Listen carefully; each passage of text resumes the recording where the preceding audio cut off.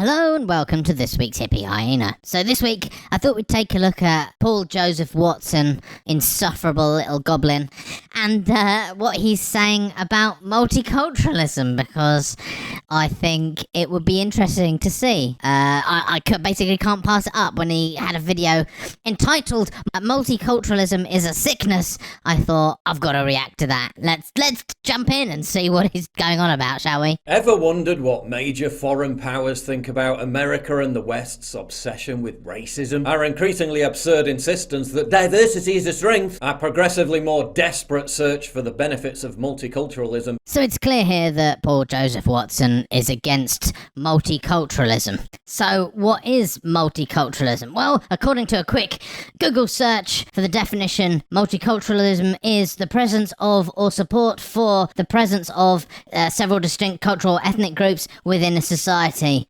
In a sentence, our commitment to the values of multiculturalism. So basically, multiculturalism is just that which is not an ethno-state, a place where a society exists that consists of different ethnic or cultural groups. And arguing against multiculturalism is really an argument for an ethno-state, which is essentially an argument for genocide, because how can you have an ethno-state unless you get rid of the people who don't fit that ethnicity who are already there? Well, you can't, because they won't want to leave in general, unless you make life so unpleasant for them that they have to leave, and even then some of them won't, and then that's when the murderings start happening. But as you can often see, as is incredibly common on the right, instead of arguing for what they actually want, because what they want is so deeply unpleasant that to talk about it would turn every reasonable thinking person against them immediately. Instead of arguing for what they want, they argue against the opposite of that, often giving it a sort of a name, which is sort of a buzzword that just means everything they don't like in a particular context. For example, you'll notice that often they'll argue against communism. And when you get them to define communism, or rather, when you get them to point to things that they think are communism, it can become very clear that it's not what anyone else would consider to be communism. It's not like, based on the teachings of Marx in any sense or anything like that. It's not like Maoism or anything. All it is that which is not fascism. And it's far easier to argue against the absence of fascism, which you can call communism, than it is to argue for fascism, because fascism is f***ing awful and everyone hates it. Nobody wants to be part of it in reality. Well, except for these maniacs. Well, they think they do, but if they actually got it, they'd hate it as much as everyone else. And that's basically what's going on here. What Paul Joseph Watson is doing here is effectively arguing for genocide. He's calling for genocide of particular groups of people that he thinks should be cleared out of countries and areas, and doing so in a sneaky way, and not very clever, not very sneaky way, but about as sneaky as someone with Paul Joseph Watson's limited cognitive ability can muster, and that is to label not doing a genocide as something, in this case using the word multiculturalism, and arguing against that as if that's in some way bad. But you'll notice he doesn't really give any particular argument against it.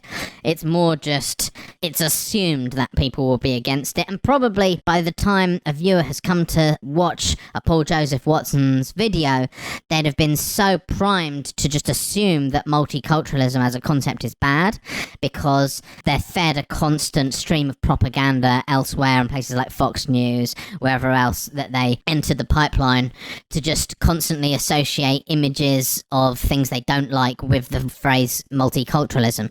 It's basically a sort of brainwashing trick, I guess. Anyway, let's see what he has to say. Let's go on with the video. A fascinating one secret Department of Defense report contains some fascinating answers. The report was commissioned by foreign policy strategist Andrew Marshall and is titled Strategic Consequences of Chinese Racism. It was released as a result of Freedom of Information Act litigation. And despite originally being written in 2013, it's more relevant than ever. A lengthy Twitter thread highlights the key takeaways from the once confidential investigation. The banner headline: the Chinese see multiculturalism as a sickness that has overtaken the United States and is a component of US decline. So basically, what it is a document from the Department of Defense, all about how racist China is and how that can be used against them strategically, because it is a weakness. Racism is a weakness because it belies a sort of fundamental idiocy,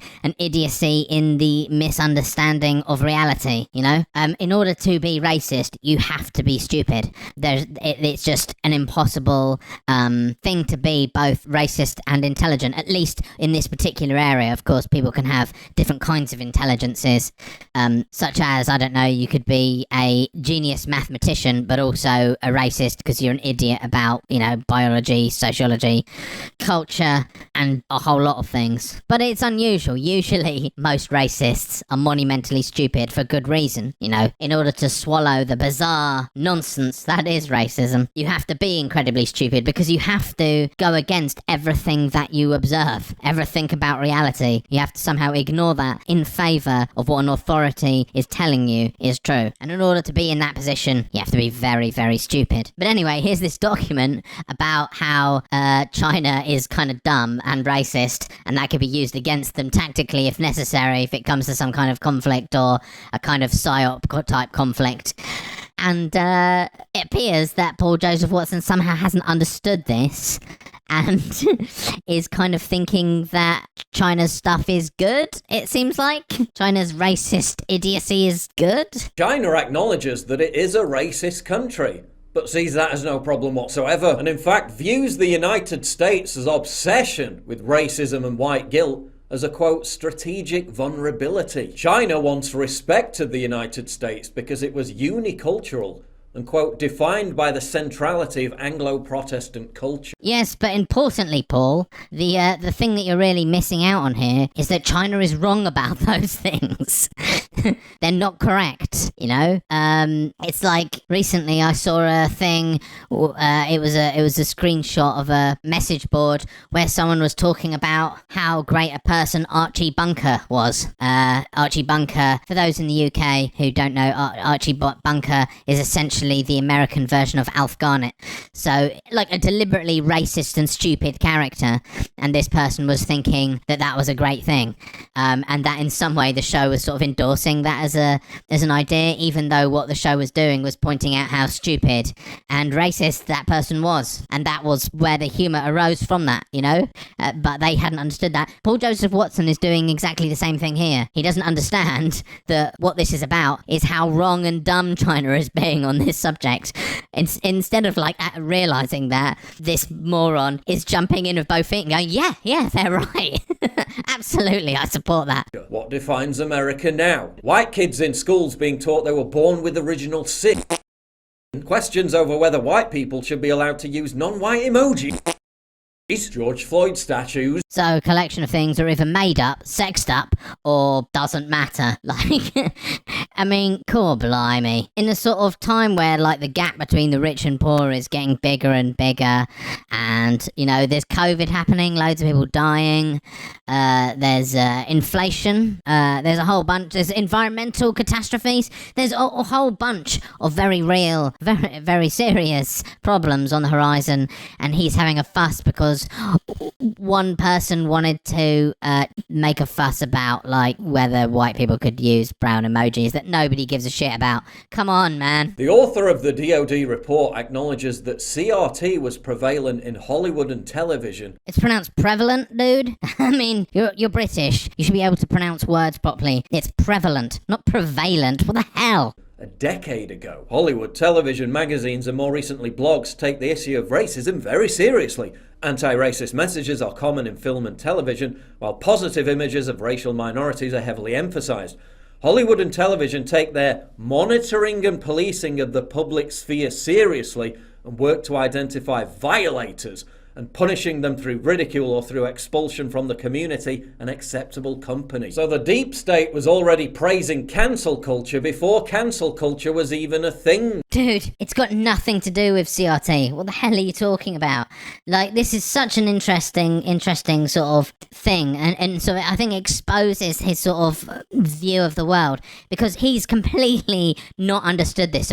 Surprisingly enough, he has managed to completely misinterpret this passage in an incredible way, and then that's because his brain is so filled with brainworms and bias that he can't see through this anything but this filter and interpret everything in terms of his own idiocy. Can't actually see what's going on. Okay, what's going on is that film and art and so on, blogs and so on, represent the generalized opinions of the public. Okay, it's not strange that there's going to be anti-racist messaging in inverted commas in there, in the same way that, like, people are generally against child murder, you know, and generally there's kind of quite a lot of anti-child murder messaging in things. If it comes up, people who do the child murder generally considered to be the bad guys, and generally it's sort of the idea in popular culture is that you probably shouldn't be doing child murder,